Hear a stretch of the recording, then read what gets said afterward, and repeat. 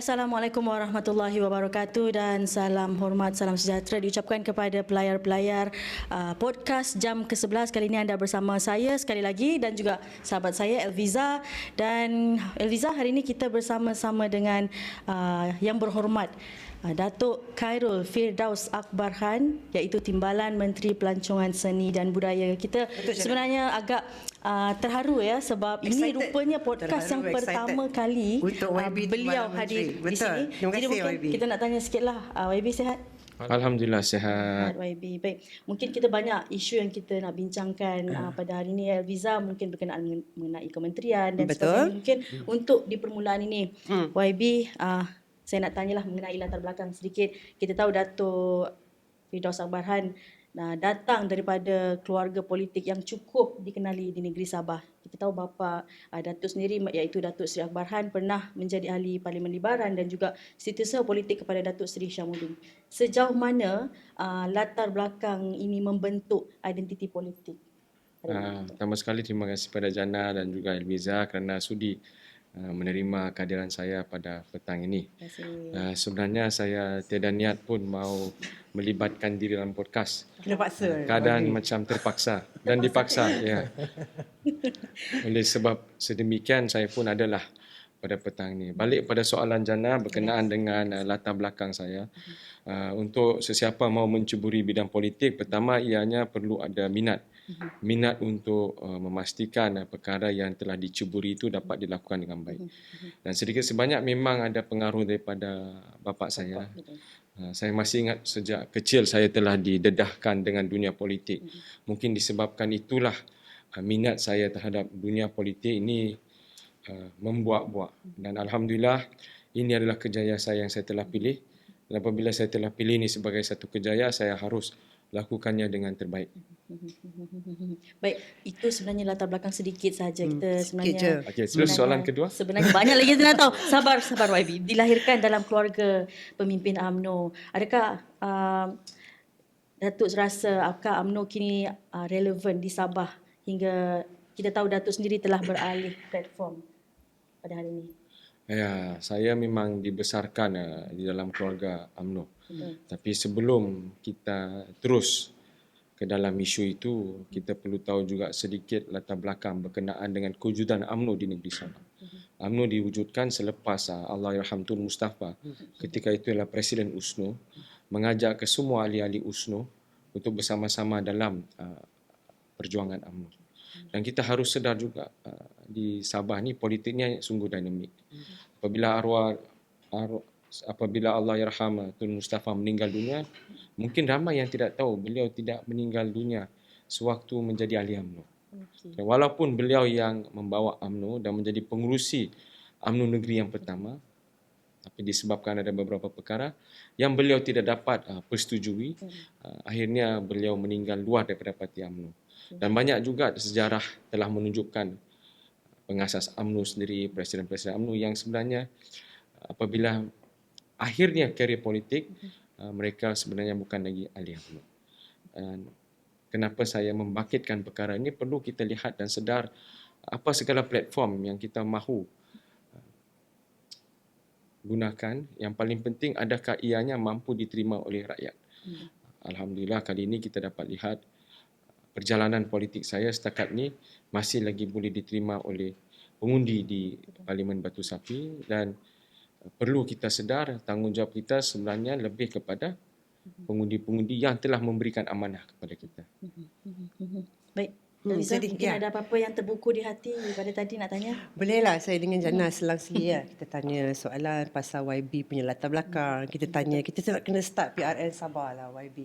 Because as we know, comes November 11, Dewan Undangan Negeri Sabah akan terbubar sendiri, memanggil pada pilihan raya negeri yang ke-17 kali ini.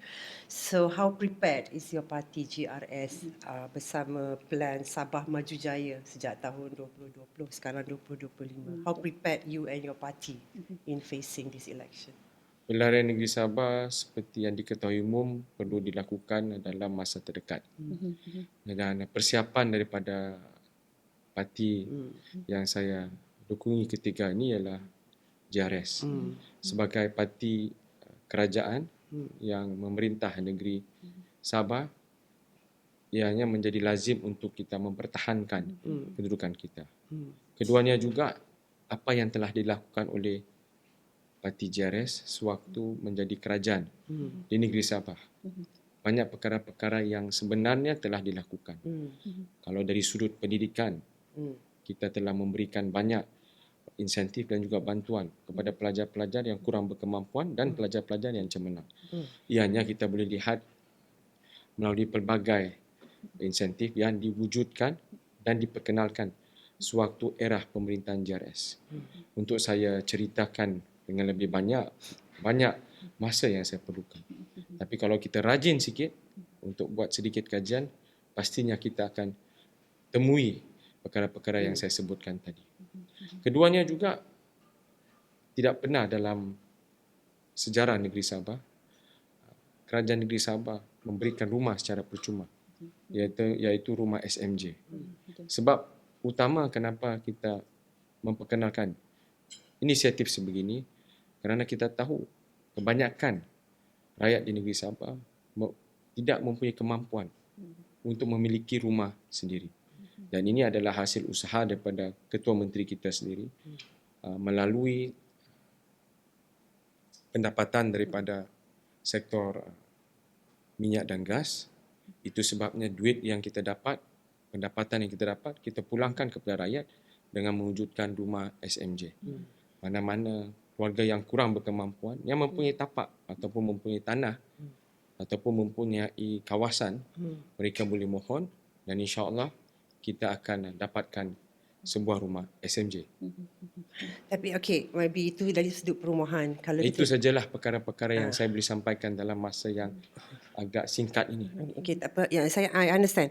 Because housing, kalau kita bercakap pasal soal tanah is dalam jurisdiction kerajaan negeri. Macam mana YB dan parti YB kan, you have legacy issue in Sabah. We all know that. Gangguan berkenaan elektrik, PEM Borneo yang masih jalan raya teruk, pembangunan luar bandar, kadar kemiskinan yang tinggi, pengangguran belia slightly better now but masih antara yang paling buruk di negara dalam Malaysia. Akses kesihatan luar bandar, macam mana rancangan kerajaan negeri facing, actually it's much more about terkekang masa kan. Kalau kita bercakap pasal electricity and water kan maybe you have to liaise with the federal government. So macam mana, what's your plan so far, what's your plan this election kalau nak letak dalam manifesto? Ini masalah legacy ni, bukan masalah JRS saja. Kita tak boleh nafikan masalah-masalah ini sebenarnya di dalam ataupun di tahap yang cukup serius. Dan untuk kita menidakkan perkara-perkara ini tidak adil kepada rakyat. Kenapa ianya berlaku disebabkan di negeri Sabah kita tidak pernah wujudkan cerminan political stability ataupun stability kerajaan itu sendiri tidak ada. Kalau kita tahu di negeri Sabah ni kerajaannya sudah bertukar tujuh kali dari sudut kepartian dan juga dari sudut pemerintahannya itu sendiri. Dan tidak silap saya kalau di negeri-negeri Malaysia ni kitalah yang paling banyak ketua menteri. Untuk kita memastikan seperti yang telah disampaikan oleh Izzah tadi, berkenaan dengan perkara-perkara asas, basic necessity, basic infrastruktur, kita tahu ianya perlu satu pendekatan dan juga satu semangat politik yang tinggi. Tanpa political stability, saya tidak nampak perkara yang kita mahu selesaikan ini dapat diselesaikan. Itu sebabnya ini pendapat saya, I might be wrong. Kita perlukan political stability di negeri kita dahulu, supaya setiap perancangan dan juga pelan tindakan yang mahu dilakukan itu dapat dihasilkan dengan keadaan yang cukup gemilang dan cukup sempurna. Tapi balik kepada pokok persoalan, adakah kita mahu wujudkan political stability itu ataupun kita hanya mahu melihat pertukaran kerajaan demi kerajaan hanya kerana kita yakin harapan yang diberikan oleh mana-mana pihak itu boleh menjadi satu realisasi wadah ataupun tumpuan ataupun hidangan masyarakat di negeri Sabah. Okey, jadi YB berpendapat untuk kita selesaikan masalah legacy Sabah ni, masalah IC, masalah water, electricity, jalan, kerjasama dengan kerajaan pusat getir, tegar, betul? Kita perlu tahu dalam dunia yang tanpa sempadan ni bukan saja kerjasama dengan kerajaan pusat, kerjasama dengan kesemua pihak itu penting. Kerana ianya akan menyenangkan dan memudahkan setiap perancangan yang kita mahu lakukan. Kalau setiap kekangan itu kita perlu harungi dengan keadaan yang sukar, pastinya perancangan itu akan terbantut. Itu sebabnya kita perlu ada strategic partnership, kita ada perlu persefahaman yang baik di antara kesemua pihak. Kita ada perlu koordinasi yang cukup rapi supaya ianya boleh membawa hasil yang baik kepada negeri dan juga masyarakat. Okay, before Jana, I pass over to you. Panjang sangat dah ni akak tanya ni. YB, kita tahu sebelum ni kita tahu GRS pada awalnya melaungkan autonomi politik Sabah itu parti lokal untuk rakyat Sabah. Tapi kini bekerjasama rapat dengan Pakatan Harapan di Putrajaya. Lebih kontroversi lagi, kerjasama ini muncul selepas tularnya video dakwaan sogokan terhadap beberapa adun GRS. Adakah OIB merasakan GRS kini hanya proksi pusat atau tangan telah diikat Putrajaya? Persepsi umum sememangnya sebegitu. Tidak perlu saya sentuh secara dalam berkenaan dengan persepsi yang telah wujud pada ketika ini. Kerana tidak ada pihak yang akan menerimanya secara baik ataupun tidak baik. Tapi persoalannya kenapa JRS bekerjasama dengan Pakatan Harapan. Kalau kita lihat langkah Kinabalu yang telah dilakukan pada tahun 2022, yang bersama-sama dengan JRS ketika itu ialah Pakatan Harapan. Dengan kerjasama dan persefahaman dan bantuan daripada Pakatan Harapan, hasilnya kerajaan negeri masih wujud sampai sekarang. Itu sebabnya persoalan kenapa kita perlu bekerjasama dengan PH balik kepada jawapan yang telah saya terangkan tadi. Mantap. Jadi Kalau saya kalau I Jana take mau from marah, Jana. kalau Jana mau marah, Jana WhatsApp jangan saya lah. marah, saya tidak marah. Okay? Bukan. Saya tambah sikit daripada Jana punya question. Okay, YB, now you form a coalition with PH and BN Plus, assuming lah, kan? Dan katalah PBS dengan Star cakap, I want to bertanding sendirilah. You sendiri-sendirilah. You coalition lain, I coalition lain. Dan sedangkan kita tahu kan, slogan Sabah for Sabah is dominating the internet, dominating the analyst. Sangat kuat sentimen tu. Yang rakyat Sabah mahu MA63 rights to their hasil minyak dan cukai. Is that going to be disadvantage to your team? Sabah for Sabah is no longer on your side because you are now forming coalition with Pakatan Harapan. Ianya ada two side of the coin. Kita lihat kerusi yang bakal ditandingi oleh JRS ketika ini melalui persefahaman yang kita wujudkan mungkin lebih daripada 40 kursi. Secara tidak langsung ia menunjukkan dominasi untuk pihak JRS. Itu secara langsung telah memberikan isyarat yang jelas parti Sabah, parti lokal yang akan menentukan pergerakan politik itu sendiri di negeri Sabah. Tapi untuk kita berlaku adil juga kepada rakan-rakan kita, kita perlu memberikan peluang di atas tema persaudaraan. Apabila kita bercerita pasal persaudaraan ini, itu sebabnya tema ini kita perlu angkat supaya ada persefahaman yang lebih baik, lebih lancar di antara kerajaan negeri dengan kerajaan persekutuan. Setiap keputusan yang bakal dilakukan perancangan ataupun tindakan, ianya balik kepada kerajaan negeri, balik kepada orang Sabah itu sendiri juga. Cuma ada perkara-perkara tertentu yang belum lagi dapat diselesaikan. Mungkin ini adalah salah satu proses dan cara yang terbaik untuk kita selesaikan dengan baik dalam keadaan yang harmoni bersama-sama dengan kerajaan persekutuan supaya tidak ada percenggahan, tidak ada pertelingkahan dan yang paling penting masalah-masalah itu dapat kita selesaikan. That's the ultimate goal, right? Ya, you sound very ideal, YB. Kalau saya dalam parti politik pun saya akan cakap jawab begitu juga. Tapi kan I want to probe you further. Ada ni kalau tak silap saya MP Libaran dari UMNO cakap UMNO tidak akan berkompromi dengan kerusi yang dia menang tu. Saya tak nak bagi siapa-siapa, CRS ke, siapa ke, kami tetap nak bertanding dalam kat kawasan tu. What's your take on it? You are all into persaudaraan and they are drawing the line in the sand already for you. Yeah. Okay. Coming back to your question. Ini yang indahnya bila kita dalam gelanggang politik. Kita ada pilihan. Adakah kita mau berkonfrontasi ataupun adakah kita mau membawa mesej kasih sayang. Dari pendekatan pihak kami lebih percaya dengan proses dan pendekatan kasih sayang. Tidak ada gunanya kita bergaduh kalau kita seringkali laungkan perlunya ada political stability.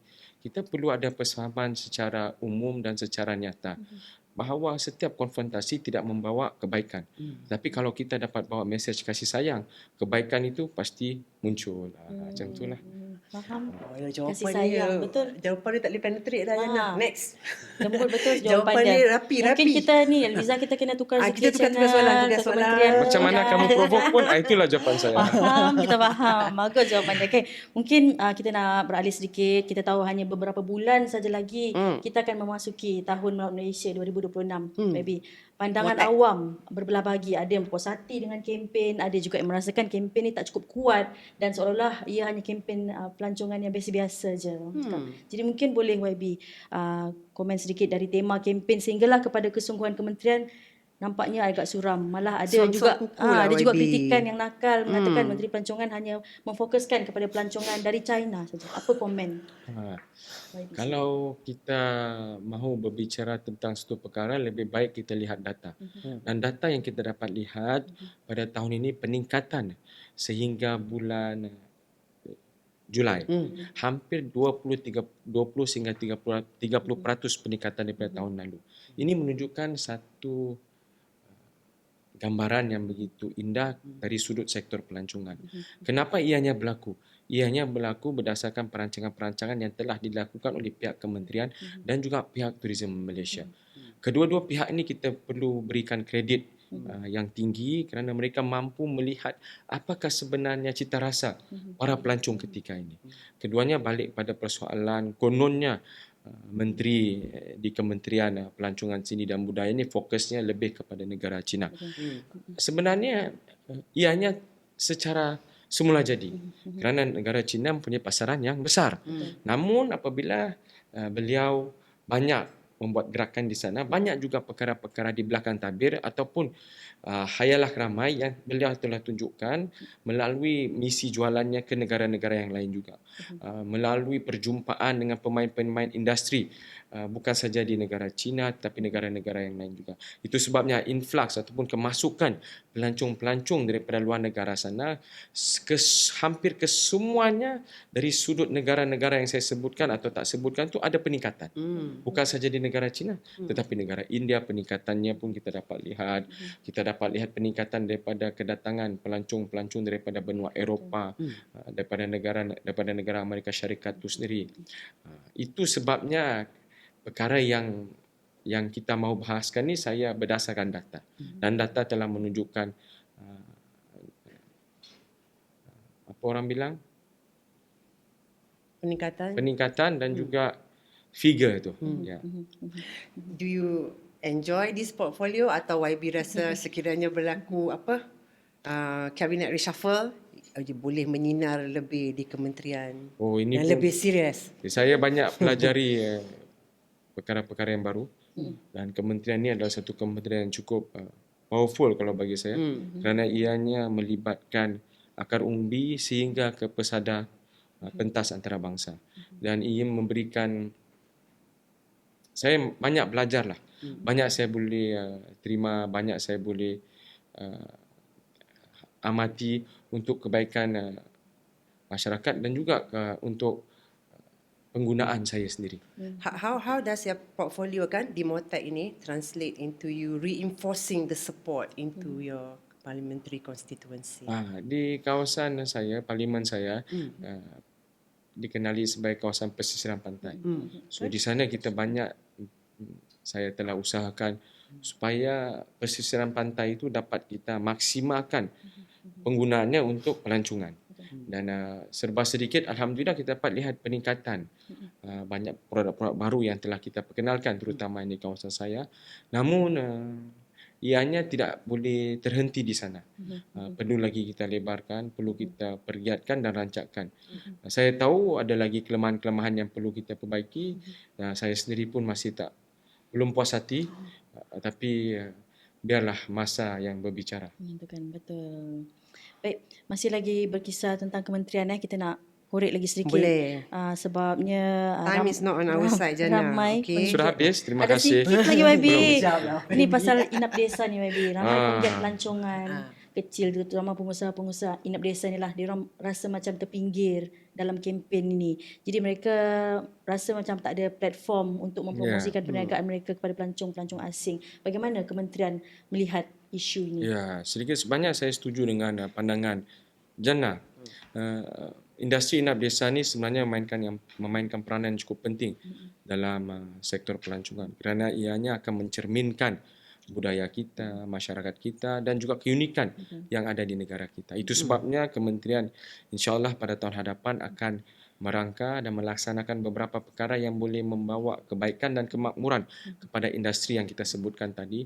Dan yang paling penting bagaimana kerjasama di antara pihak kementerian dan juga pemain-pemain industri, pengusaha-pengusaha inap desa dan yang paling penting mampukah kita menghubungkan rangkaian antarabangsa.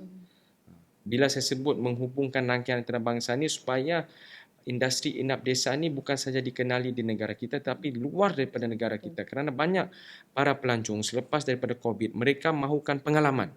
Mereka mahukan satu momen, satu keadaan yang mereka boleh bawa balik kepada negara mereka, momen yang menggembirakan mereka, yang menenangkan mereka. Bukan lagi sekadar mereka datang ke negara untuk melihat bangunan tinggi, pencakar langit, merasakan kehidupan kota. Bukan. Mereka mahu back to basic, back to nature dan ini kekuatan di negara kita. Pastinya kalau kita mampu merangka, membuat satu koordinasi, membuat satu kerjasama strategik dengan industri-industri ataupun melakarkan satu semangat dengan landasan yang baik dengan hubungan antarabangsa, insya-Allah industri inap desa di negara kita akan makmur. Dan apabila ianya makmur, limpahan itu saya tidak perlu terangkan. Pastinya kita semua akan rasa. Berapa jumlah pengusaha inap desa setakat Ogos 2025 ni? Nasib saya ada bawa data tau. Hai. Kebetulan saya pun tidak tahu soalan ni kau tanya tau. Setakat ni ramai. sehingga 2025 242 242 pengusaha inap desa yang ada di negara kita. So dalam amatan saya percaya industri ni memang boleh berkembang kerana negara kita mempunyai kekuatan, mempunyai keunikan dan yang paling penting kita ada the knowledge. Kalau kita knowledge kita tak ada, susah kita mau kembangkan dan makmurkan industri inap desa ini. Sebagai orang yang lahir di negeri Sabah, kita tahu Sabah ni kaya dengan destinasi pelancongan dan juga kebudayaan. Jadi sebagai timbalan menteri dari Batu Sapi, adakah YB berpuas hati dengan jumlah kehadiran pelancong di negeri Sabah itu sendiri? Memang kalau kita lihat data balik, kemasukan para pelancong ke negeri Sabah memang tinggi. Tak dapat dinafikan. Tapi persoalan dia bagaimana kita nak pastikan ianya mampu bertahan lama. Ini kita perlu lihat. Dan kalau kerajaan negeri tidak mampu memperbaiki perkara-perkara yang mengekangkan atau membantutkan pergerakan dan juga perkembangan industri pelancongan, saya risau kita tidak mampu bertahan dalam jangka masa lama. Kita mungkin tidak mampu berdaing saya maju dengan negeri-negeri lain ataupun negara-negara lain. Perancangan perlu dilakukan bukan setakat untuk hari esok ataupun tahun kedua, tahun ketiga. Ianya perlu dilakukan beyond 5 years ataupun beyond 10 years. Apakah basic infrastruktur, basic necessities ataupun basic ekosistem yang perlu dalam sektor pelancongan ini wujud ataupun perlu ditambah baik ataupun perlu diperkenalkan. Inilah perkara-perkara yang kita perlu lihat. Itu sebabnya saya minta berkali-kali pihak Kementerian Pelancongan Negeri Sabah dengan pihak kementerian kita buat koordinasi, buat persefahaman, buat perancangan dan yang pastinya tindakan tu mesti selari. Kerana kalau negeri Sabah makmur dari sudut sektor pelancongan, pastinya Malaysia juga turut merasai dan turut menikmati pulangan yang baik. Saya rasa masalah YB, if you can tell your counterpart kan di Putrajaya, KKIA tu sudah overload, sudah maximum capacity. Yes. And then you have a lot of beautiful place, tapi kalau pergi airport tu dah terlalu penuh. Tidak selesa untuk pelancong you. Betul. Saya setuju. So saya difahamkan pada tahun hadapan kita ada peruntukan. Jumlahnya saya tidak ingat, banyak nombor yang kena ingat kan. Jadi tidak ingat. Tapi insya-Allah tahun hadapan memang ada peruntukan khas untuk kita mencantikkan dan memperbesarkan lagi lapangan KKIA terbang yang ada di KK sekarang. Okay. Jadi nice. So last sebelum last kita Jannah menutup kakak. ni, jadi YB. Akak second last. Okay, Jannah Bila last. saya. YB berdepan dilema. Ini soalan yang terakhir lah antara dasar Putrajaya dan kepentingan negeri Sabah. Yang mana YB pilih? Sabah ataupun pusat? Oh, dia terus soalan dia YB. Bukan akak yang tanya ni. Jannah ni nakal dia.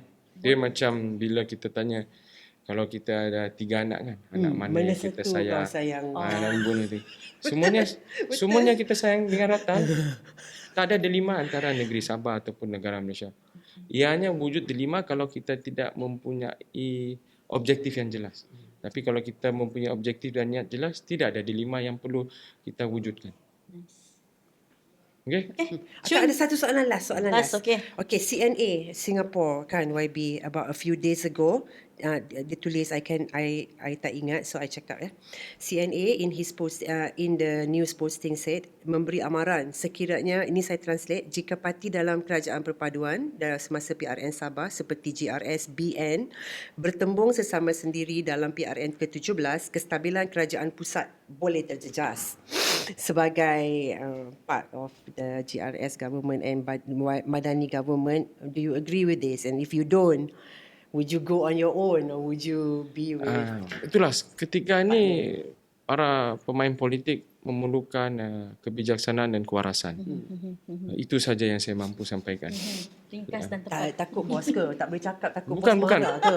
Bukan kita takut, tapi yang perlu kita ada ialah kebijaksanaan dan kewarasan. Apa tindakan, apa keputusan kalau kita pandai melihatnya dengan secara bijaksana, setiap keputusan itu akan menjadi waras. Terima kasih. Betul. Dia terus tak nak lah.